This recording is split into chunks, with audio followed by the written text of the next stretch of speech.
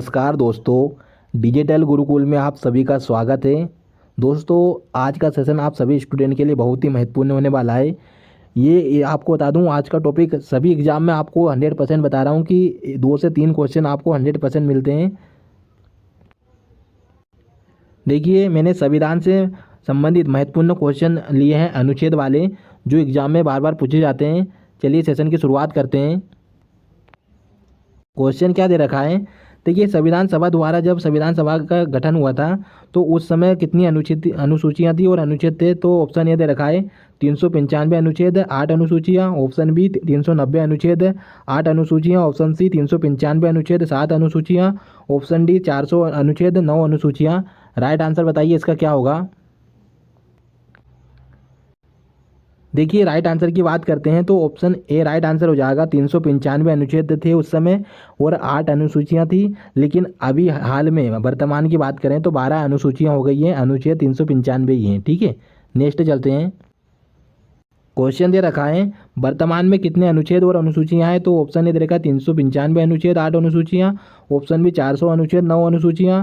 Option C 395 अनुच्छेद, 12 अनुसूचियां। Option D 380 अनुच्छेद, 10 अनुसूचियां। Right answer बताइए इसका क्या होगा? राइट आंसर क्या हो जाएगा? ऑप्शन सी 395 अनुच्छेद और 12 अनुसूचियां हैं फिलहाल में, लेकिन पहले 8 अनुसूचियां थी, ये याद रखिएगा। नेक्स्ट चलते हैं। क्वेश्चन क्या दे रखा है? देखिए, मंत्रीगण ये दे रखा है, मंत्रिमंडल के बारे में बताया है कि कौन सा अनुच्छेद में दे रखा है। ऑप्शन ए दे रखा है 75 अनुच्छेद। ऑप्शन बी अनुच्छेद 70। ऑप्शन सी अनुच्छेद 61। ऑप्शन डी अनुच्छेद 56। राइट आंसर बताइए इसका क्या होगा? राइट आंसर क्या हो जाएगा? अनुच्छेद 75 होगा याद रखिएगा। इसके अंदर पूरा मंत्रिमंडल के बारे में बताया गया है, प्रधानमंत्री से लेकर तब सभी का यहाँ इसी में दे रखा है। अगर राष्ट्रपति के बारे में बात करें तो याद रखिएगा अनुच्छेद 12 में, 52 में राष्ट्रपति का प्रावधान दिया गया है, 52 में, और 53 में कार्यपालिका के बारे में बताया है, ये याद रखिएगा। नेक्स्ट चलते हैं। क्वेश्चन दे रखा है, देखिए, इंडिया मतलब भारत राज्यों का एक संघ होगा, ये किस अनुच्छेद में दिया है? ऑप्शन ए दे रखा है अनुच्छेद 1। Option B 2। Option C 5। Option D 11। Right answer बताइए इसका। राइट आंसर क्या हो जाएगा? अनुच्छेद 1 में दिया है कि भारत राज्यों का एक संघ होगा, अनुच्छेद 1 में दिया है, याद रखिएगा। ठीक है, और अगर आपसे नागरिकता के बारे में पूछे तो 5 से लेकर 11 तक नागरिकता के बारे में दिया गया है। 12 से 35 अगर बात करें तो मौलिक अधिकार के बारे में दिया गया है, ये याद रखिएगा। ठीक है, नेक्स्ट चलते हैं। क्वेश्चन क्या दे रखा है? भारतीय संविधान के किन अनुच्छेदों में नागरिकता संबंधी प्रावधान है? ऑप्शन ए दे रखा है अनुच्छेद 2 से 12। ऑप्शन बी 10 से 20 अनुच्छेद। ऑप्शन सी 1 से 11 अनुच्छेद। ऑप्शन डी अनुच्छेद 5 से 11। राइट आंसर बताइए इसका। राइट आंसर क्या हो जाएगा? ऑप्शन डी 5 से 11 अनुच्छेद में दिया गया है नागरिकता संबंधित प्रावधान, याद रखिएगा। ठीक है, नेक्स्ट चलते हैं। क्वेश्चन क्या दे रखा है? भारतीय संविधान के किस अनुच्छेद में उपराष्ट्रपति पद का प्रावधान दिया गया है? ऑप्शन ए दे रखा है 51 में अनुच्छेद। ऑप्शन बी 59 अनुच्छेद में। ऑप्शन सी अनुच्छेद 62 में। ऑप्शन डी 63 अनुच्छेद में। राइट आंसर बताइए इसका। क्या हो जाएगा राइट आंसर? अनुच्छेद 62 में, याद रखिएगा, राष्ट्रपति पद का प्रावधान दिया गया है। 63 में उनके कार्यकाल के बारे में बताया गया है, कार्यपालिनी मतलब कार्यपालिका के सदस्य होंगे, याद रखिएगा, अध्यक्ष होंगे। और याद रखिएगा, ये मोस्ट इंपोर्टेंट क्वेश्चन रहेगा। अगर राष्ट्रपति की बात करेंगे तो 52 में दिया गया है राष्ट्रपति का पद के बारे में। 53 में कार्यपालिका के सदस्य अध्यक्ष के बारे में बताया गया है। अगर 54 में बात करें तो मंत्रिमंडल, 54 की बात करें तो निर्वाचन मंडल, कौन सा? निर्वाचन मंडल के बारे में, निर्वाचन मंडल के बारे में। 55 में बात करें तो निर्वाचन विधि के बारे में बताया गया है। 56 में बात करें तो कमेंट करके बताइएगा। 57 में बात करें कि राष्ट्रपति कितनी बार भी ये राष्ट्रपति बन सकते हैं, कोई लिमिट नहीं है, ये बारे बताया गया है। 59 में अगर पूछें तो क्या बताया गया है? 59 में शपथ, 59 में बात करेंगे तो वेतन के बारे में बताया है। 60 के बारे में बात करें तो शपथ के बारे में बताया है, याद रखिएगा।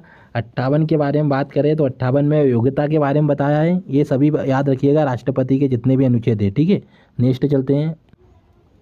क्वेश्चन क्या दे रखा है कि भारतीय संविधान में मौलिक अधिकार कौन से अनुच्छेद में दिया है? ऑप्शन ए दे रखा है अनुच्छेद 12 से 35। ऑप्शन बी 12 से 30। ऑप्शन सी 20 से 35। ऑप्शन डी 20 से 40। राइट आंसर बताइए। देखिए राइट आंसर क्या हो जाएगा, अनुच्छेद 12 से 35 के अंदर बताया गया है।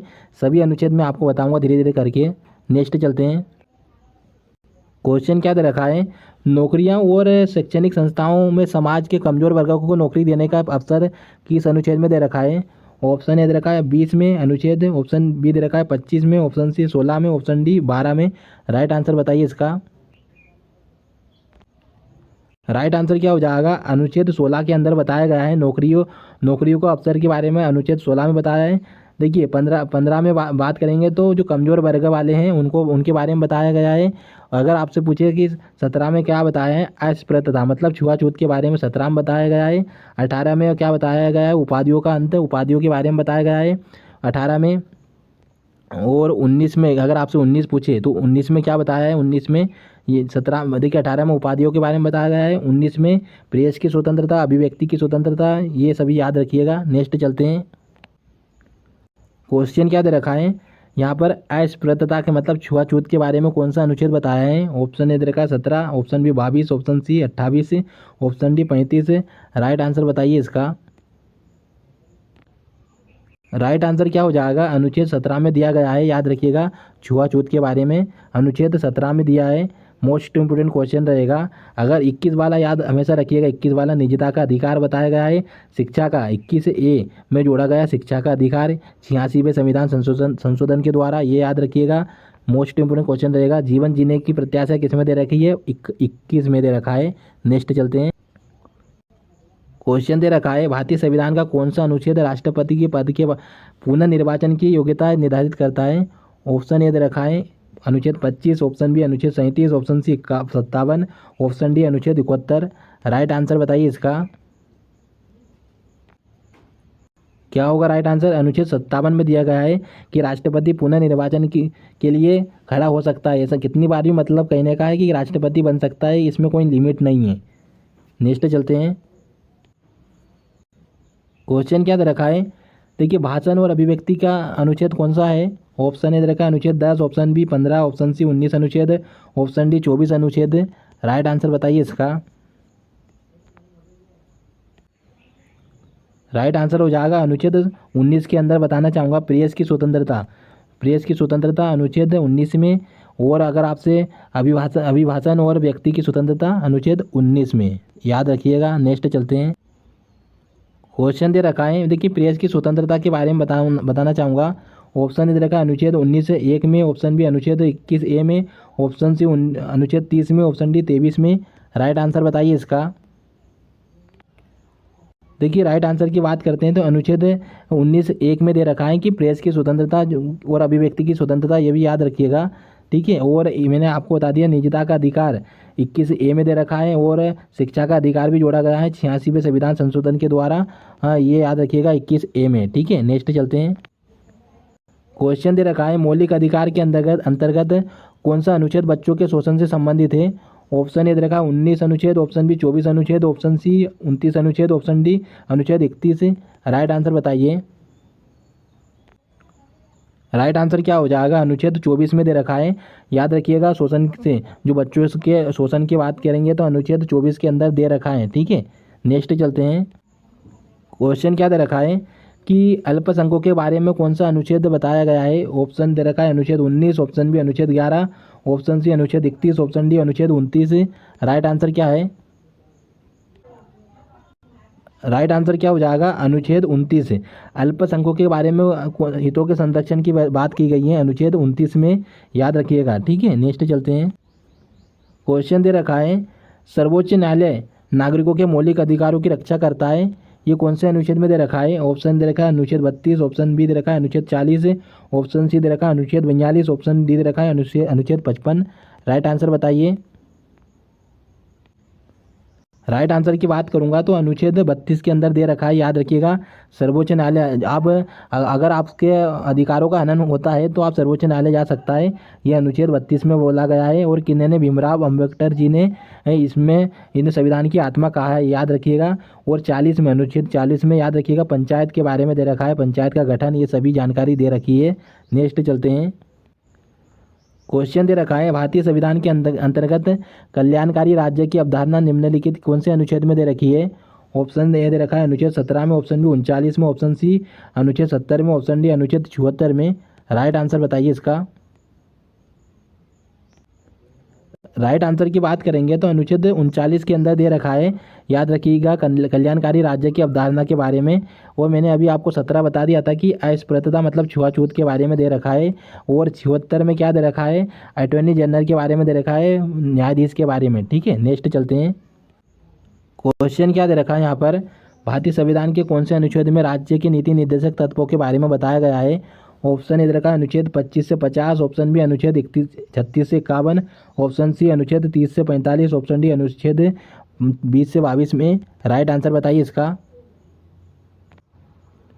राइट आंसर क्या हो जाएगा, अनुच्छेद 36 से 51 में दे रखा है, मौलिक कर्तव्य के बारे में, नीति निर्देशक तत्व के बारे में। ये याद रखिएगा। अगर आपसे 11वां मौलिक कर्तव्य जोड़ा गया है तो कौन से संविधान संशोधन के द्वारा जोड़ा गया है, ये कमेंट बॉक्स में आप बताइएगा। ठीक है, नेक्स्ट चलते हैं।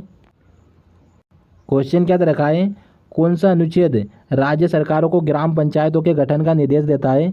ऑप्शन ए दे रखा है अनुच्छेद 10, ऑप्शन बी अनुच्छेद 20, ऑप्शन सी अनुच्छेद 30, ऑप्शन डी अनुच्छेद 40। राइट आंसर बताइए इसका।